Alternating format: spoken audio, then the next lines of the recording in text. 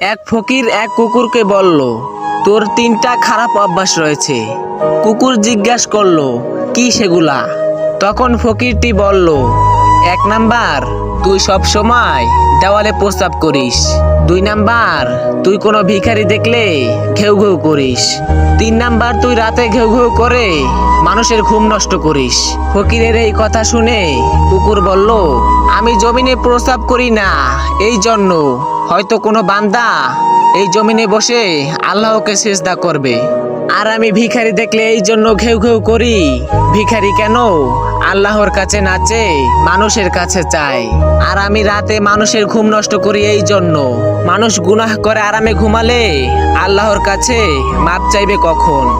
একটাবার চিন্তা করে দেখেন, যেই কুকুরকে আমরা দূর দূর করে তাড়িয়ে দেই, সেই কুকুরও আমাদের নিয়ে ভাবে, আল্লাহকে ভয় পায়, কিন্তু আমরা মানুষরা সেটা পাই না।